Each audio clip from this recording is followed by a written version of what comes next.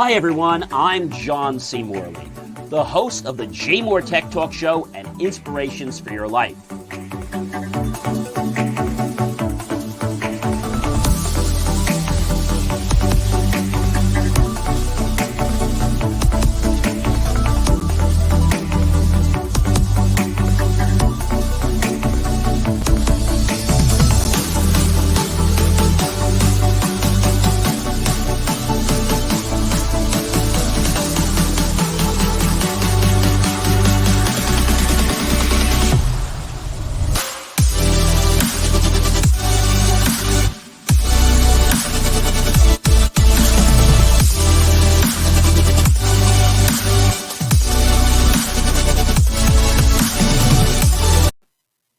Hi everyone, it is John C. Morley, serial entrepreneur here, and welcome once again to another fine episode of the JMOR Tech Talk Show. I can't believe it. We are in the second week of August. It's now August 12th. I was saying, where did basically the spring that we never got, where did it go? Where did the holidays go? Where did the summer go? Because we're almost out of summer, as you know, very soon. We have a great show coming up for you here tonight. I know you're going to really definitely enjoy that. So let's get right into it. So we hear a lot about Alexa, right, with Amazon. But, Alexa could actually be starting. Yes, Alexa could now be starting. You heard me correctly. Alexa could be starting your Roomba. Now, this sounds a little bit crazy, but the truth of the matter is this could happen. And it's because Amazon buys the robot vacuum maker for $1.7 billion. And, I don't know. The fact that Amazon's going to acquire Irobot Corporation, it gives me a little bit of a bad taste in my mouth because I feel that Amazon's getting its hands on too many things. And I think some control needs to be put in place because my fear is Amazon implodes or something happens to Amazon. We already know that their customer service sucks. We already know that. So why do they want to keep doing this? I mean, they're all just out about making more money. That's what it's about.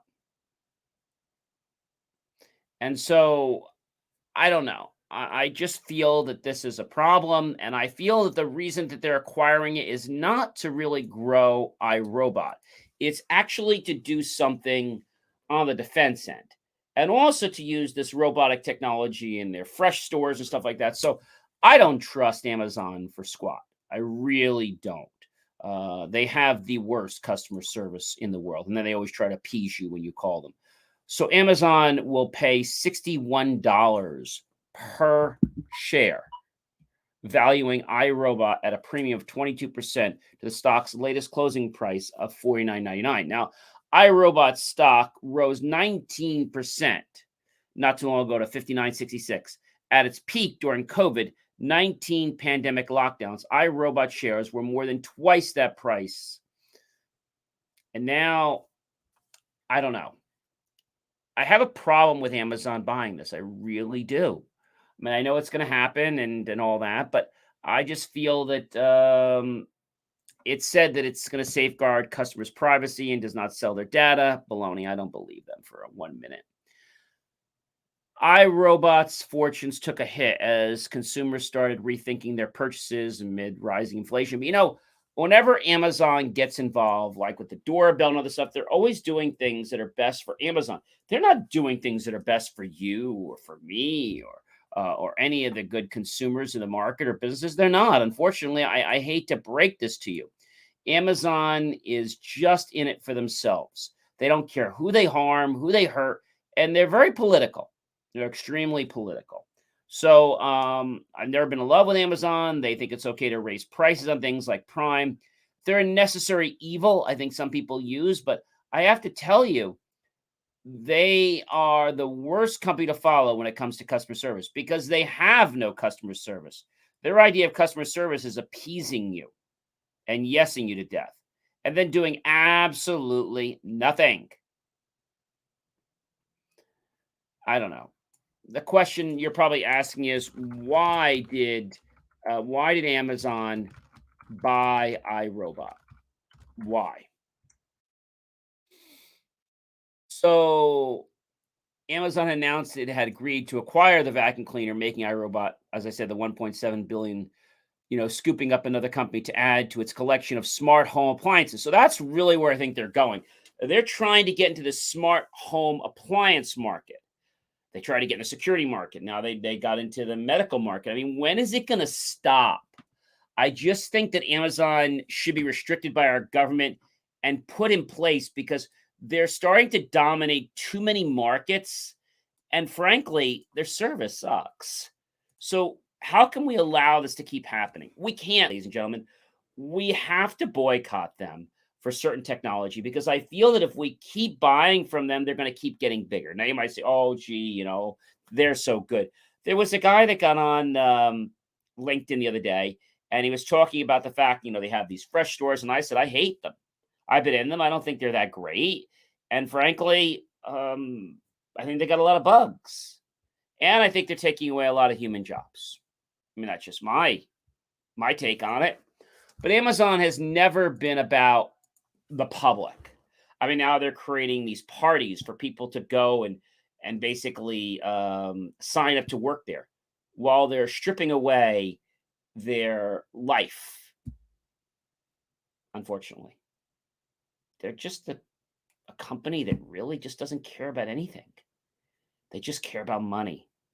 And if they can't get money, then they'll fire whoever they need to fire. So I know I'm on a soapbox here, but I don't think anything's ever going to have me change my mind about Amazon because they just don't seem to operate in an ethical manner to which I would expect. They're so large, they're so grand, they can't even deliver packages right. I mean, not to make fun of dyslexic numbers, but they're truly like if you are at 399, they deliver to 993. And if you live in a home that's on one floor, great. But when you go to a business complex where you have a park, you have, let's say, a building, now you have a unit number, now you have a floor and a suite. That's way too much for Amazon staff to handle, right? And these people they get, they're terrible. I mean, they are outright terrible. So we're going to have to see what's going to happen there. We'll keep our eye peeled. Don't worry. We'll definitely keep our eyes peeled for that. So the question is, no more Teslas in California? Possible, but not likely. I know that California's DMV thinks Tesla is a liar.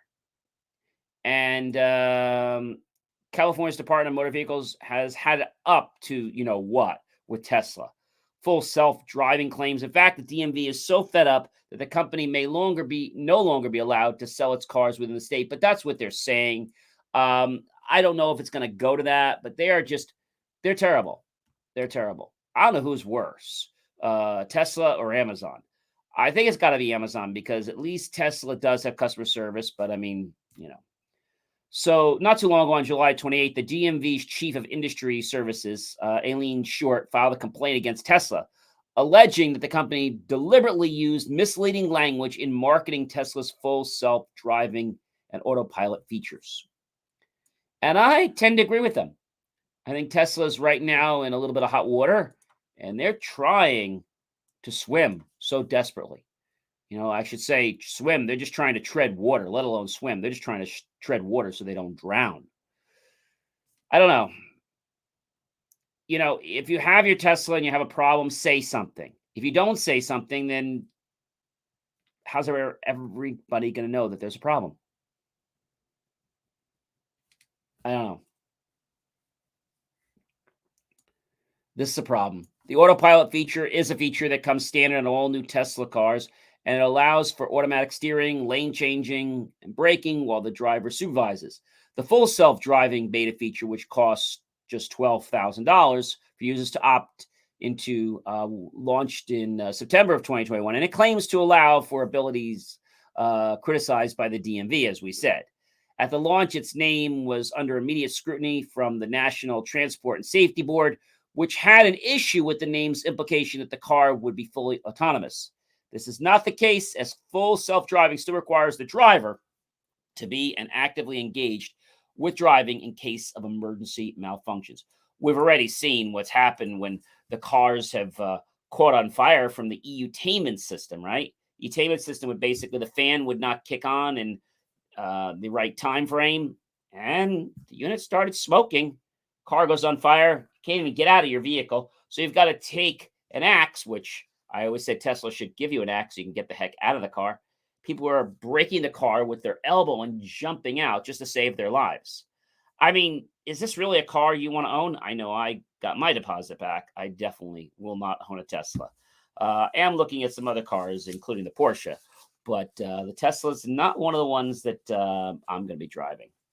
So I just wanted to give you some honest feedback there that this is terrible. And I know people that this has happened to. This is not jibber jabber, ladies and gentlemen. All right. So we'll have to see what happens with all that. And, we've been talking a lot about the crypto market. The crypto market is in serious, serious trouble. Another crypto bridge hack. Nomad loses 190 million in a chaotic hack. This is crazy. So these different attacks are plaguing the crypto world with news of large sums of stolen from digital currency firms seeming every month. But while crypto exchanges were once the main point of attack, hackers now appear to have a new target: blockchain bridges. You see, I think the people that are doing this, because there's different types of hackers without getting into that, I think they're trying to show the world that blockchain and crypto needs to be done. Like, it needs to be over.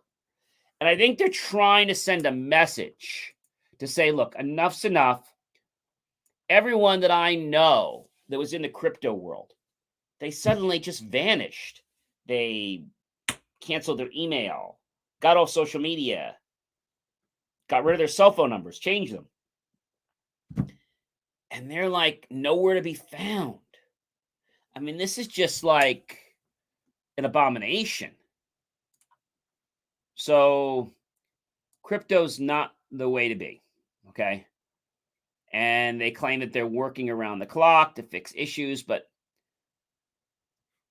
I said it when crypto came out that it was going to fall. And I was right, because it has no backing. There is no FDIC insurance. It is just an account.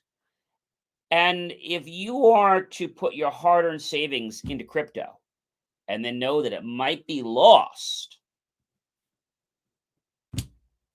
I don't know, ladies and gentlemen.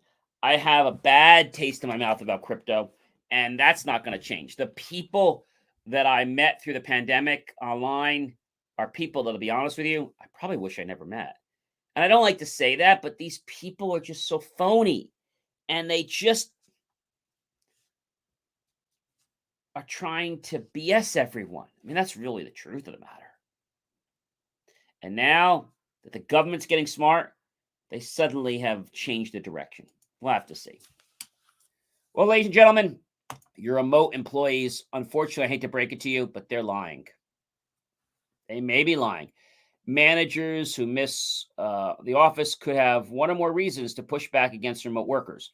Employee scams, people telling you they're working when they're not really working. Now, nothing against people having a family, but if you're at work and now you're suddenly punching in and punching out, that's one thing, right?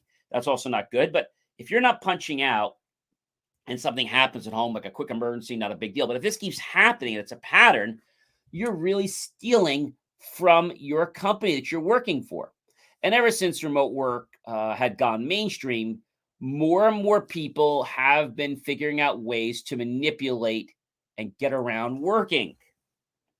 They use excuses, that they need more time.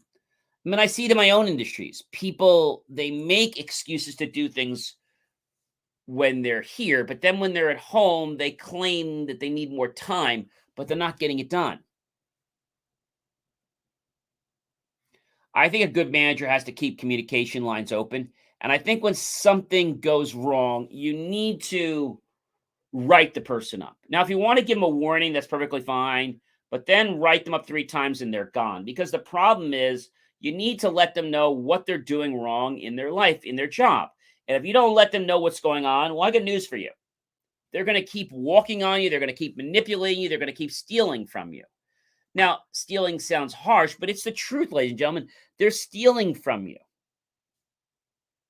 They are stealing, scamming the boss. Some employees are outsourcing their jobs to other people. And this is really unfair. I mean, I can't believe that this is actually going on. But it is, ladies and gentlemen. It's going on every single day of our life. And you got people freelancing to companies and individuals in Pakistan and other people around the world. And continuous scamming just goes on and on and on and on. So it's important that you create a solid work from home policy if you're going to do that. If they're going to work from home, make sure that you have things very clearly laid out. If you're working from home, you're expected to take calls. If you're, doing something that you have to stop and to log out. I know I get people here. You might say, "Gee, going to the restroom isn't scamming the boss." But I got news for you: if it keeps happening like every hour, and the person doesn't have a problem, then I got something to tell you. They're really not just using the bathroom. Maybe they're using it to make cell phone calls. And that's when you have to be objective as a boss and you have to kind of say enough's enough. Like if you look at the track and say, "Gee, you went to the restroom 10 times. Is everything okay? Or should you see a doctor or something?" And I feel that a lot of the people out there, they want to manipulate others. Why? They're lazy. They don't want to work. They don't want to work. So when people work most, I have to work from home. I can't, my kids are this and that. That's not the company's problem. It's not their problem. The boss is nice enough to let you work from home. But if you're not going to work and you're going to try to placate things and scam them, they said fire your rear and get you out. Because this is an accommodation that's being made, but I'm so tired of people saying, "Oh, because of COVID, because of COVID." Get back to work or get fired. I mean, it's really simple. I can be really compassionate, just like the next guy, but I also know when somebody's being taken advantage of. And I know that so many companies I speak to every day, they're being exploited by these manipulative contractors and employees that aren't doing their job. They are placating, they're, let's say, perusing around the situation, but they're not getting work done. And if they're not getting work done and they're getting paid for it, then I have to say that's stealing. Now you might say to me, "John, well, I only take 5 minutes off a day, or I only goof off five." Okay, so fine. So 5 minutes, or let's say even 3 minutes. So if you take 3 minutes a day times, let's say you work 40-hour work week, right? 120 minutes. Let's multiply that out by 52 weeks in the year. That's 6,240 minutes. Divide that by 60. You just beat your boss for 104 hours. That's stealing. So I think there has to be a fine delineation between work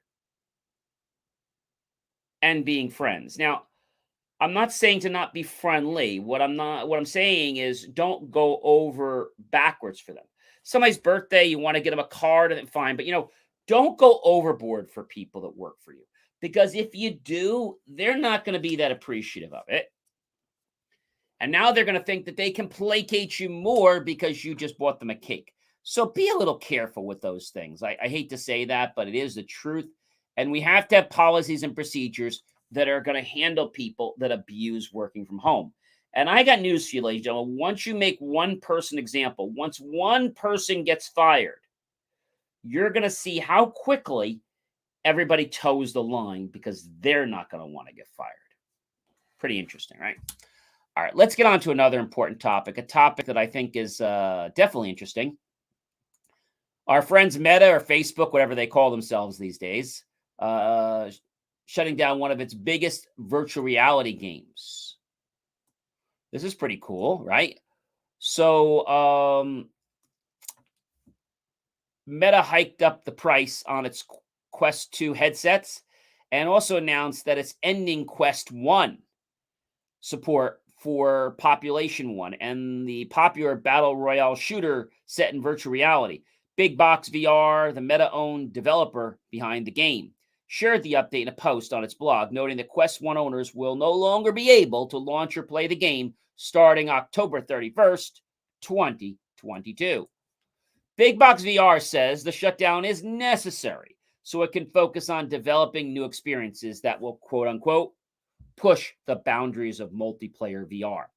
The developers note that you can still play Population 1 via Airlink, a feature that lets you wirelessly play games on your PC from your headset, but this means repurchasing the game on Steam if you haven't already. And players using the Quest 2, Oculus Rift, and Oculus Rift S will still have access to the game.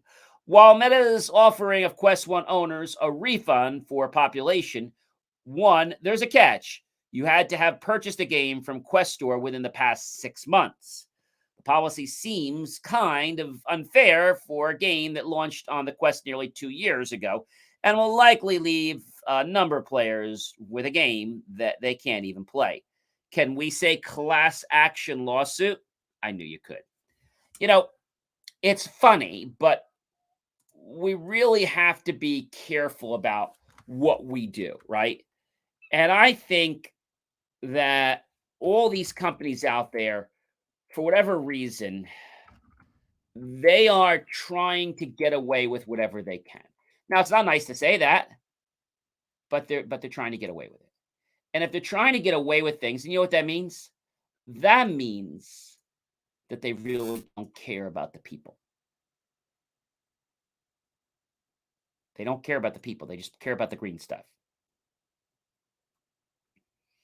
So what does that say for a company? What does it say for what they do, right? Are they an ethical company? I would think not.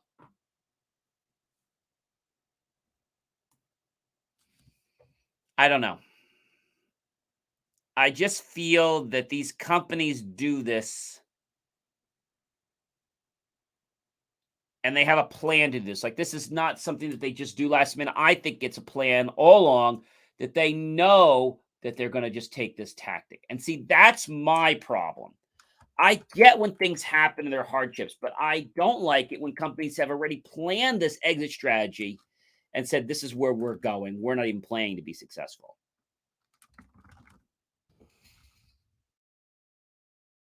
I have a problem with that. I have a big, big problem with that. And I want to let you know something else that's going to be a little heart wrenching. Fitbit's going to end support for PC music file transfers, um, which actually is going to be a problem. Actually, I believe they did. Actually, I think it was early this week. Actually, they stopped support. So, um, but Fitbit should be about healthy things. It shouldn't be anything about music. It's interesting that they're doing that. I don't know. And will the saga ever end with Elon Musk? Is it really truthful that he would buy the company if they proved that there weren't bots over lots of the company? Or is this some ploy?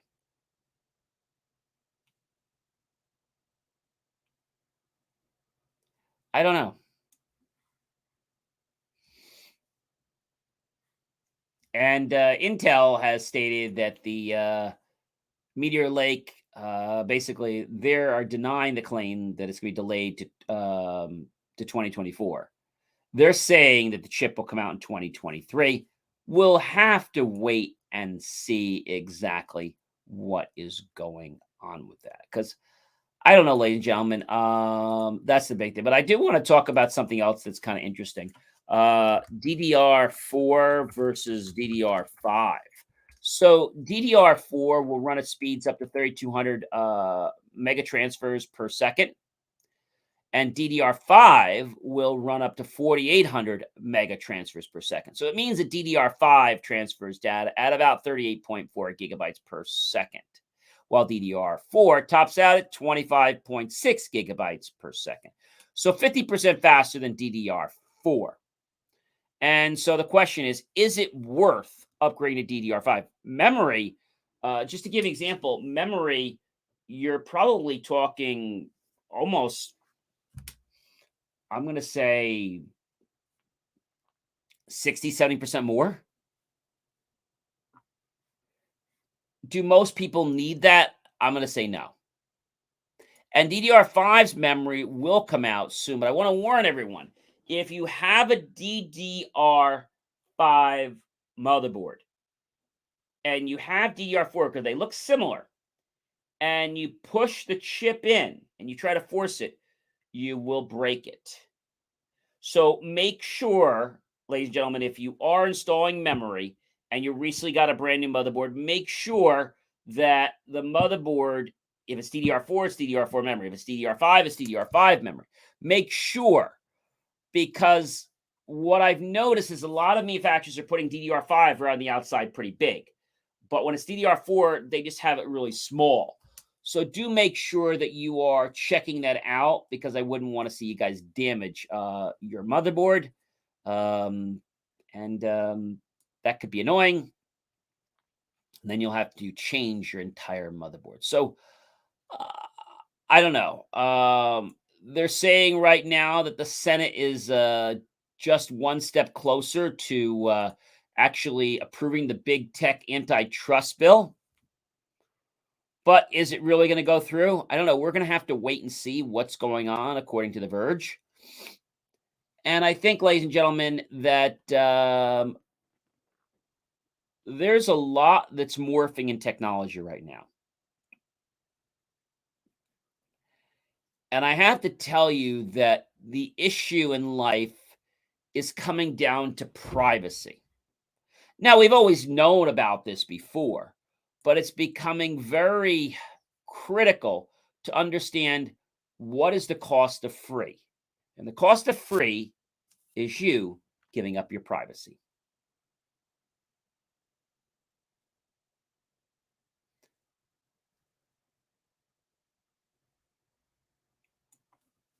And other thing I want to share with you tonight, which is really important,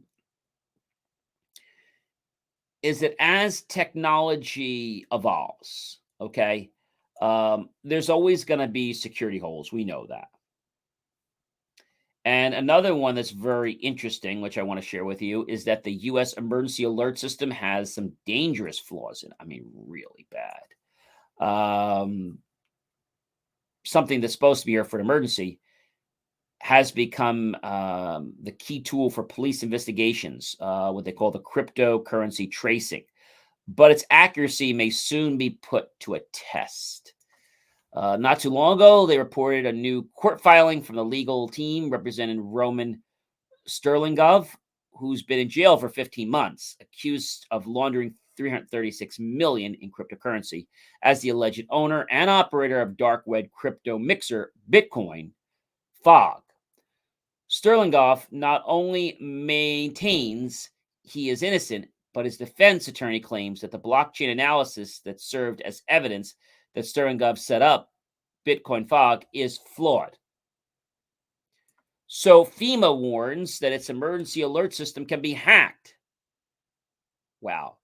The Federal Emergency Management Act. That is crazy. I mean, can you even imagine that? The Federal Emergency Management Association. I mean, this just really puts chills to me. This isn't a test. The software used to transmit U.S. government-issued emergency alerts on television and radio contains flaws that could allow an attacker to broadcast false messages, according to the Federal Emergency Management Agency and the security researcher who found the vulnerabilities. The company that makes the software, Digital Alert Systems, has issued patches, and FEMA has alerted the TV and radio networks that use the software to update their device immediately. Of course, patches may not be universally adopted, leaving the risk for the systems to be controlled by bad actors. And there's no evidence that an attacker has exploited the flaws so far, but we should be concerned about what's going on. I think the biggest issue that I see in our world is we are so quick to roll out a strategy or a technology, but we don't take the time to make sure that it's ironclad. I mean, I'm not saying we could spend hundreds of years on it, but we've got to do due diligence. I think it comes because a lot of this is private sector and they feel it's good enough. But is good enough really something we should be using in our everyday lives, like emergency management systems and health systems and transit systems? I'm asking you, is it? I don't think so.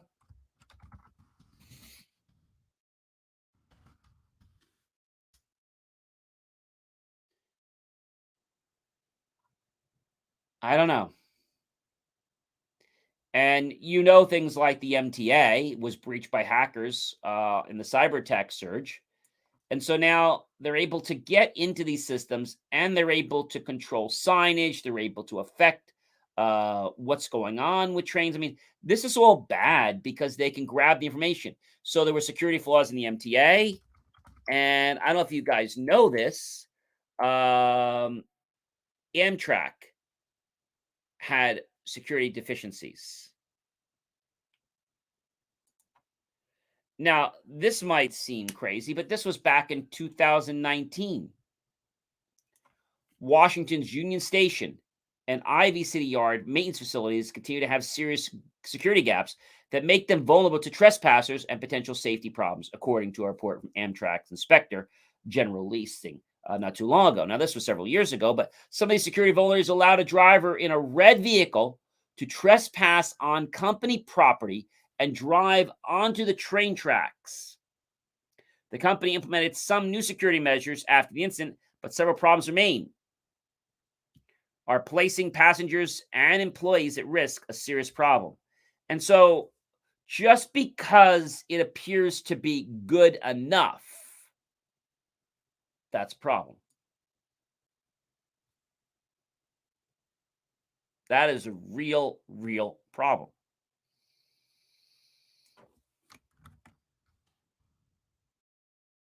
I mean, allowing a driver in a red vehicle to trespass on company property and drive onto the train tracks. That's a serious problem. I think what happens with government and all these agencies and all this bureaucracy is that they really don't know. Just like with COVID, they really don't know anything. They think they know, and then they cause all these dominoes of things to cost thousands and millions and billions of dollars. But nobody really knows what's going on. They just throw things to the wall and let's hope we solve the problem.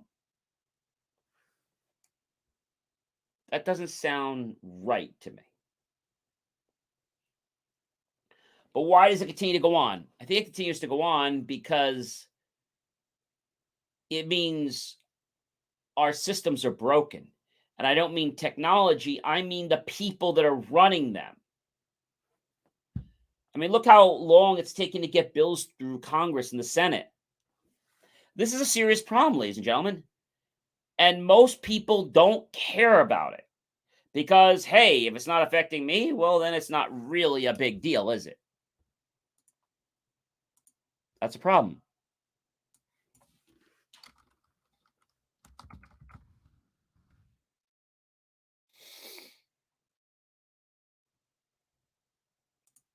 So we even had security flaws in Wall Street um, back in March, right?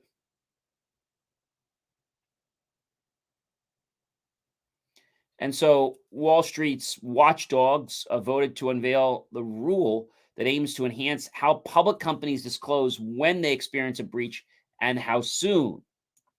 Under this proposed Security Exchange Commission Act, a company would have to spell out when it experiences a risk and what strategies it has employed to address and manage such risks in current report filings, including the Form 8-K.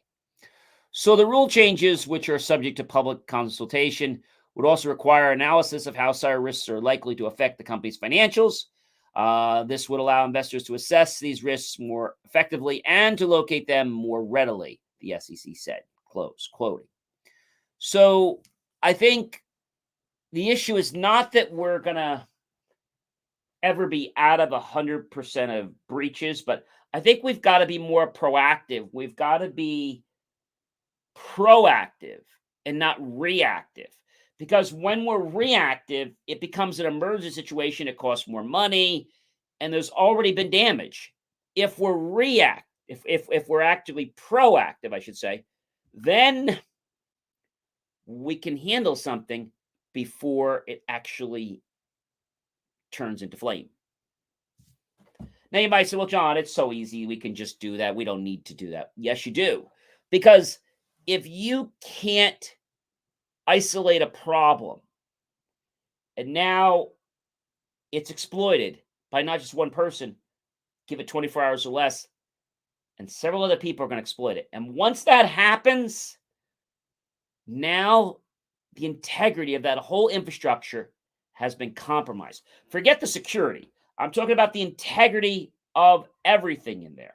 Security is one thing. Integrity goes even deeper than security.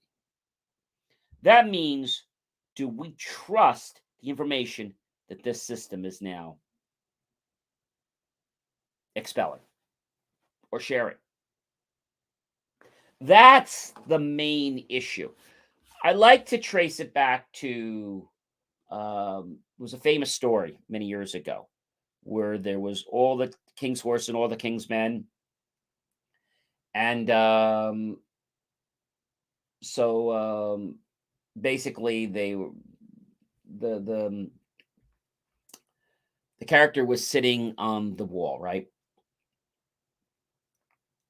And whenever